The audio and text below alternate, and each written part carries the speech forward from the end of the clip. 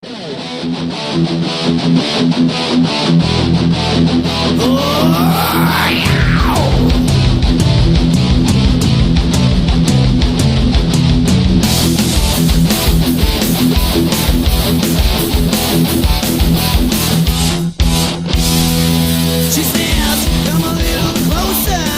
been working on this video for hours.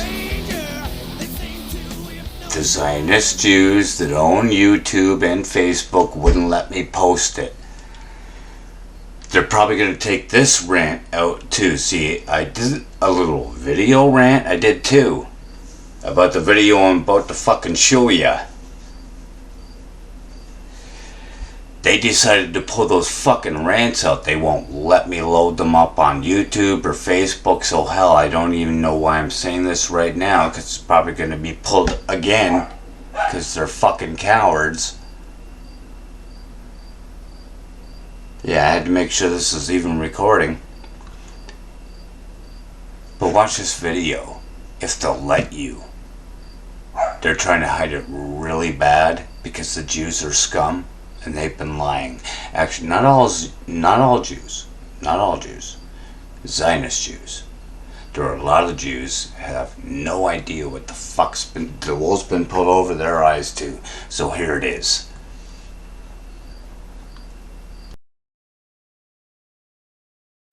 They never gave us any water, they never gave us any food. The children were screaming. Spielberg's USC, Survivors of the Shoah A Visual History Foundation, contains over 50,000 video testimonies. Out of 50,000 testimonies, the Shoah Foundation handpicked a bunch of hate-filled liars and Zionists for their documentary. Surely, out of 50,000 video interviews, there must be some Jews telling some semblance of truth about life in the concentration camps.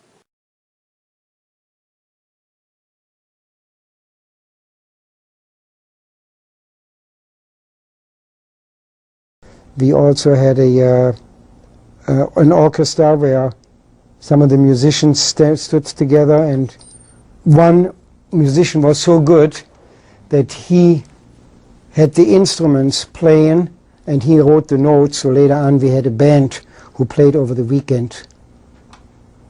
And that was, of course, helping us. You know, we also did plays and stuff. Were there any cultural activities happening in Auschwitz? Yes. I told you we had a piano put into not just a piano, a grand piano was brought into block 1. Once that was built, that new block, the downstairs room was assigned for theater. When he wanted to build a stage curtain in that new block 1, which was the big dining room was going to be also with a stage, so performances could be done for women there, cultural. He said, for heaven's sake, isn't there anybody here who can help me sew on these curtain rings for the stage? I do it for you, he says. And I came forward and I helped him with the curtain stage, and that was wonderful because I had a man sitting across me for a change.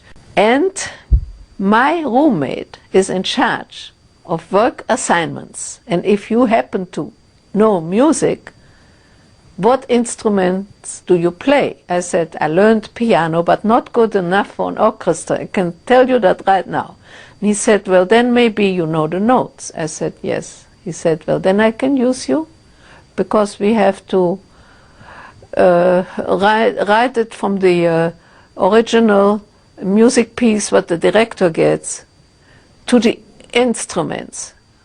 And so from each instrument has only a short line on the whole paper. So I had to take it apart and write for each instrument from that what I had to do. That I had to even make the lines. We didn't have paper that was pre-printed for notes, nothing. So I spent the whole day there for a while until we were taken away from Auschwitz. But then she saw me work there. I had a big table where I could work and lay out all the paper, and it was very peaceful and relaxing. And Otto wanted to talk more to me. That is when I met that SS man at one time. That was the last job I did while I was in Auschwitz. And when the other job, that when I was in Block 10, we went out to pick the leaves, and from these leaves they would make tea for the whole camp, for the whole Auschwitz. How did you entertain yourselves? Well, there were at the beginning of those days. There was a library where people could get books to read. There were newspapers which we could get, and also among ourselves sometimes we had what do you call a violin quartet. They used to come and play in barracks during the evening. That was this. And later on, they said they're gonna build a movie in the camp, and the prisoners said, "Only you must be crazy. They're gonna make a movie for us in the camp." And really, it happened. They made a movie in the camp. Yeah, and we went in barracks after barracks. We could go to see a movie sometimes in the evening. They brought movies in to see in the evening. And What kind of movies would they show? well, German movies. But once I came to the main camp, we were allowed twice a month to write home. Once a postcard and once a letter. They gave you the materials? Yeah, they gave us the letter, the materials, and we could How buy did you get the stamps? stamps. We could buy stamps. We could You had buy- money? Yeah, we still got money. With the money we got through the Jewish community from Vienna, who sent us everybody some money. And in the camp you could have currency? You could Yeah, have- they could have money because there was in camp also what they call a cantina, and not many times, but once in a while they sold a few cigarettes or they sold something, whatever they had. So if you had money, you could buy in the cantina there. Food, there wasn't really any food really. They usually sold, and sometimes they sold some weak beer. They sold also in the cantina? Yeah, but not really anything else. Not much. Mostly cigarettes. And when you went to the movies, did you have to pay? Yes, we had to pay.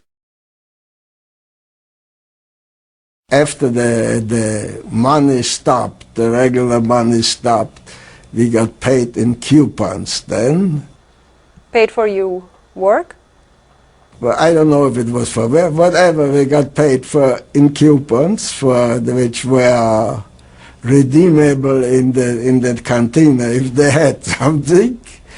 So that was their way of distributing money then to everybody. Everybody got this money then. If you saw that, did it piss you off? Fuck, it should. I'm furious. I've been spending, it's 12:24 a.m. I started doing this at 7. This is, what is this? PowerDirector 14. Don't fucking buy it. I've spent hours on this. It's taking things boom, boom, boom, boom, boom. Should have been uploaded. Now it's throwing the it's the fucking Zionist Jews throwing the fucking shit. They own everything, for fuck's sakes. So they're throwing, because there's no other explanation. They've shut down 2 of my fucking computers. I've had the fucking cops here. They can't tell me. You can't fucking tell me it. Fuck. I hope you saw that video. Here's another angry song, because I'm pissed. Steve Crawford, Factor Theory Live. Fuck you, Israel.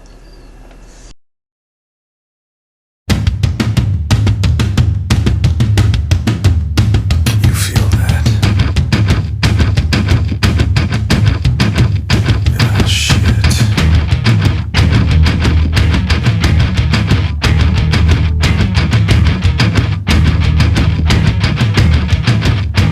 Oh,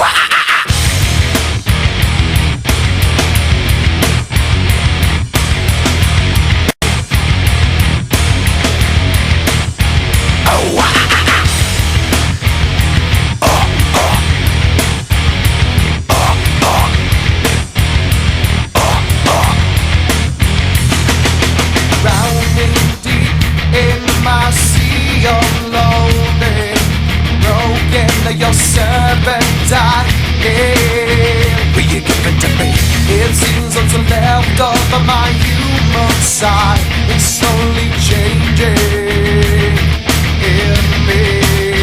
Will you give it to me? Looking at my own reflection, when suddenly it changes, violently it changes. Oh no, there is no turning back now. You've woken up the demon in me. Get up, come on, get down with the sickness. Get up, come on, get down with the sickness. Get up, come on, get down with the sickness. Open up your hate and let it go into me. Get up, come on, get down with the sickness. You mother, get up, come on, get down with the sickness. You fucker, get up, come on, get down with the sickness. And this is the gift that has been given to me.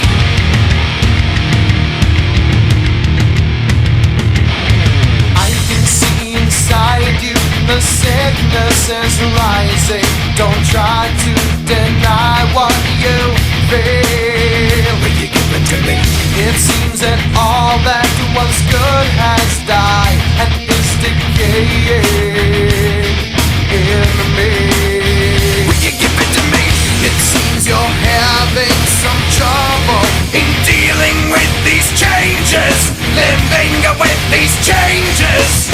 Now, the world is a scary place. Now that you've woken up the demon in me. Get up, come on, get down with the sickness. Get up, come on, get down with the sickness. Get up, come on, get down with the sickness. Open up your hate and let it open to me. Get up, come on, get down with the sickness. You mother, get up, come on, get down with the sickness. You fucker, get up, come on, get down with the sickness. And this is the gift that has been given to me. Everyone on dream. And will I dream? Oh, get up, come on, get down with the sickness. Get up, come on, get down with the sickness. Get up, come on, get down with the sickness. Open up your hate and then it open to me. Get up, come on, get down with the sickness. You mother, get up, come on, get down with the sickness. You fucker, get up, come on, get down with the sickness. And this has now come over me.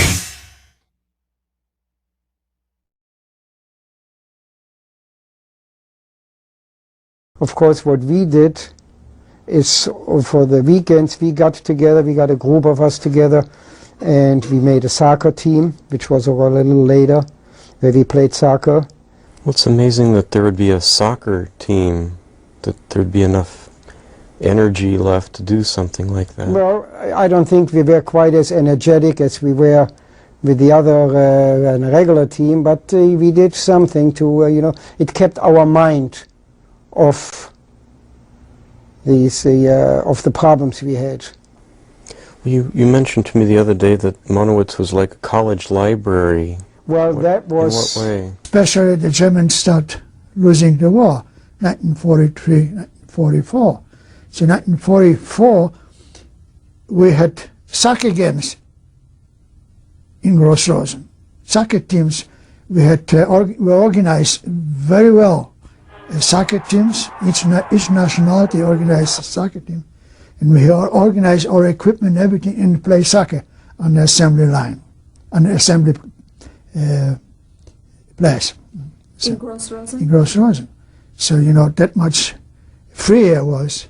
And then, but it was 1944.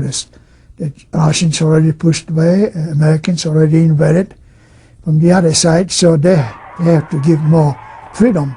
But there was much more freedom, and food didn't improve very much because simple reason they didn't have it very much themselves. So. Did the civilians try to help you at all? Did they trade goods for things? It's as I say, that we have almost everything what we wanted for that soccer teams, from the civilians, from outside civilians. But that was strictly on the cover. The SS didn't know that. They knew it, but they didn't do much about it because they knew the war was almost over. So they didn't. They even played soccer with us. That just to make the story funny, that the whole incident funny, that one time the Polish team play against German teams, and one of this top enlisted SS men decided he wants to play for the Polish team. So we say, okay, you can play for us. And then the commandant, that commanded, SS commandant, he was like a captain. So he decided to want to play for the German team. So he went in the field. I think they were a little bit tipsy. How did you feel about that? And the funny part of it, we said, just let them play. They play almost by themselves. We just run around. But that was one of this incident which struck me so funny on it.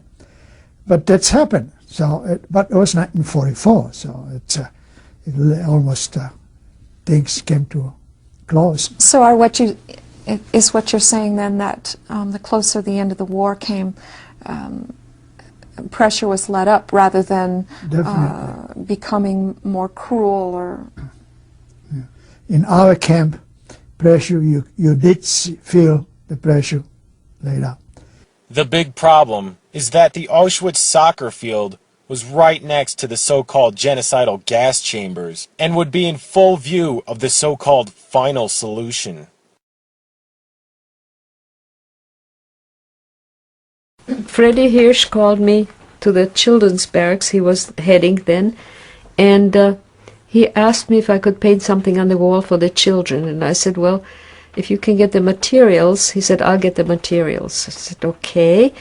And then a very handsome young blonde man from the men's camp came over one day, and Freddie Hirsch called me to come and meet him, and he asked me what I need. So I said, well, if I can get any wall paints, so any tempera paints, I would like those, if you can get me some. And he said, yes, anything you want.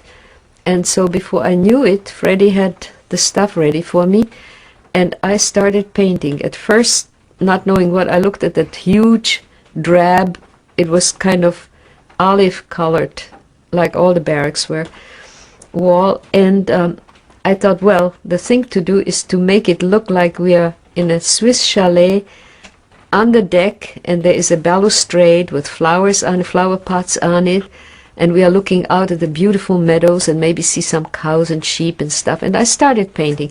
And then afterwards, far in the distance, I was putting some sheep and some cows, and then I noticed that all the kids were standing around me, behind me. So I turned around and I asked them if they would, do they have any special wish what to put in that meadow? And they said, Snow White and the Seven Dwarfs. And that was a very surprising answer. So I made a painting of Dopey standing on another dwarf's head with a cloak around him, so he looked like a tall guy, so he would be as tall as Snow White. And they were dancing together, and the shoes, those soft shoes and everything.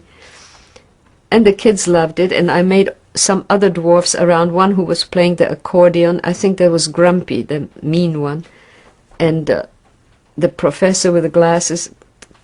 I made almost all the dwarfs standing around. Some of them were clapping, and that's what the kids liked. I now understand that there was another painter who continued painting on the walls after I have left. I don't know about that. When you were in the process of doing that, Yeah. What did it do not only for you but for the children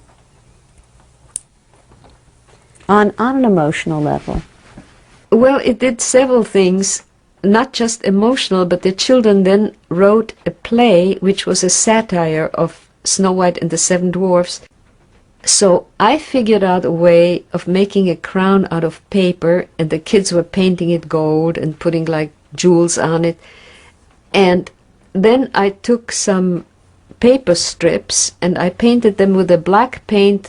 And I don't know about the costumes, what they made costumes out of, but the play was very successful because the little girl who was playing Snow White had an incredible voice, a gorgeous soprano, just like the one that you hear in the movie. How are they allowed to put on a play in Auschwitz? I don't know, but it was done kind of quite hush-hush, all of it, except that when it was put on, suddenly some SS-men appeared, and they watched. And then when Arno Böhm put on that play, he wanted something like a vaudeville play, which I was in too. That was when I couldn't stand the breath of the guy who was playing with me.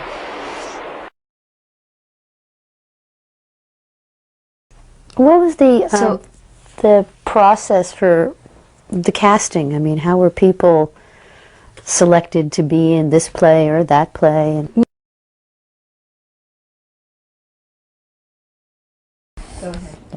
This is a picture that was taken at my father's cousin's grandchild's bat mitzvah 3 years ago. And these people in this picture are all survivors.